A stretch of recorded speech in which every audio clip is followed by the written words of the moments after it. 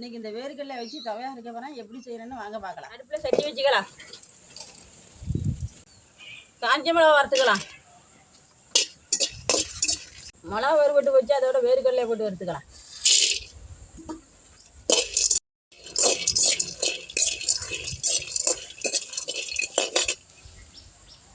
பூண்டு போட்டுக்கலாம். எல்லாம் வறுபட்டு போச்சு, இறக்கிக்கலாம். அவ்வளோதான். இது இனிமேல் அரைச்சிக்க வேண்டிய.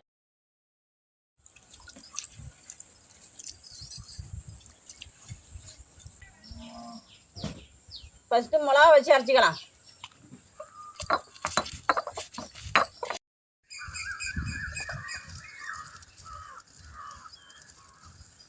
அடுத்தது புளி வச்சு அரைச்சிக்கலாம்.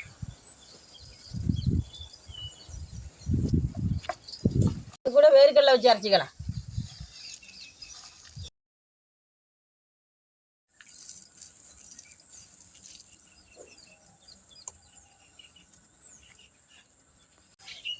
அது கூட பூண்டு வச்சுக்கலாம்.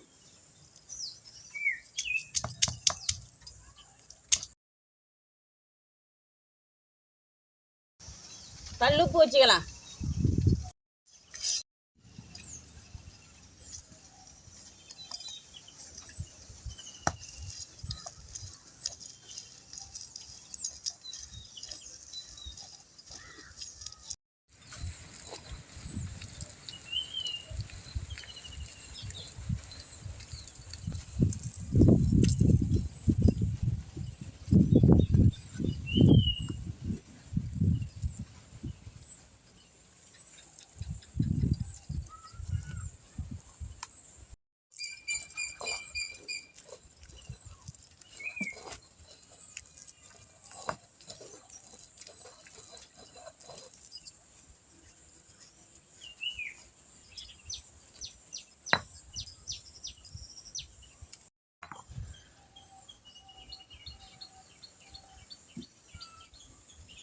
இது மாதிரி வேர்க்கடலை தவிர அரைச்சி சாப்பிட்டு பாருங்கள். சூப்பராக இருக்கும். இந்த வீடியோ பிடிச்சிருந்ததுன்னா லைக் பண்ணுங்கள், கமெண்ட் பண்ணுங்கள், ஷேர் பண்ணுங்கள், சப்ஸ்கிரைப் பண்ணுங்கள்.